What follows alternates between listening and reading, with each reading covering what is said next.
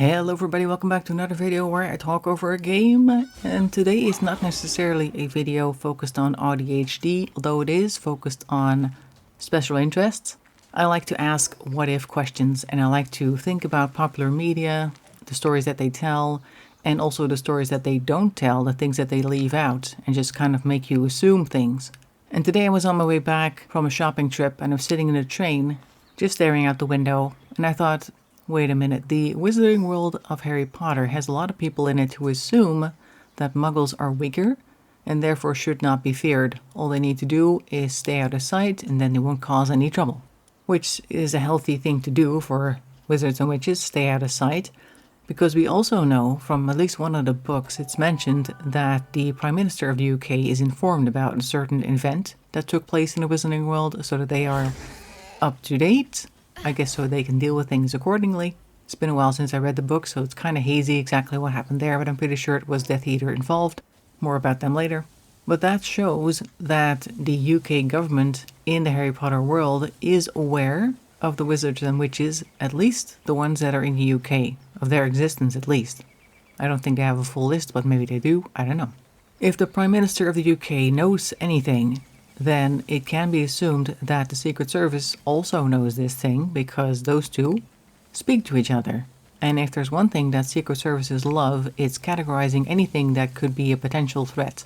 And a whole community of people who can use magic, which the average person cannot, and also who follow a different set of rules and laws that do not match those of the UK government, definitely falls under that category.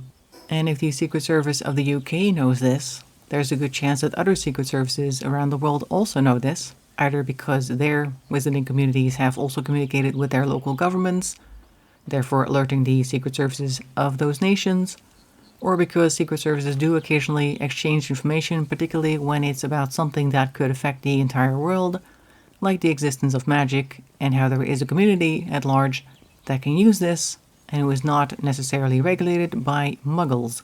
Although, of course, they would not refer to themselves as muggles, but you know what I mean. So while the average wizard or witch can be comfortable in the fact that they could handle a single or maybe a few muggles with just casting some spells, it's the muggles that they cannot see that they should be worried about. Even if muggles never manage to figure out how magic is cast, and there will be teams of scientists trying to figure this out, they can try to figure out if it can be tracked. When somebody disappears from a certain location and reappears in another location, that means that there is an energetic shift, and those things can be measured. That's just one example. But also there will be informants within the magical community that regularly inform the people of the Secret Service. You can be sure of it that in that world, all of the Death Eaters would be on a list. They would know their habits, they would know all of their family friends, where they go, etc. How they could be influenced as well. And in the case of Death Eaters acting out to a degree where the Wizarding World can no longer contain them, the Secret Services and all of the agencies that they control will undoubtedly have them in their sights before the day is done. Now, the method of how they would take them out can vary. Maybe it'll be a biological agent. Maybe it'll be insiders being activated to carry out certain tasks. Could also just be psychology, because at the end of the day, wizard or not, they're all human.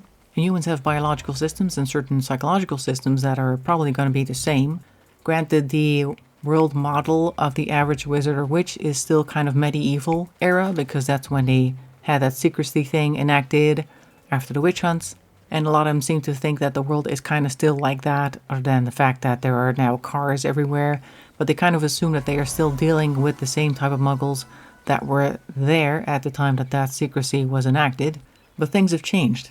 And even if the Wizarding World does not try to attack the Muggle world, they should still be concerned, because a society like the Wizards and Witches are too easy to other, which is where they take a group which is misunderstood, presenting them to the world at large, basically putting them under a microscope and telling the people, look at these guys, they're weird, they're dangerous, we're going to do X, Y, and Z, and it's for your own good. It would be so easy to do that.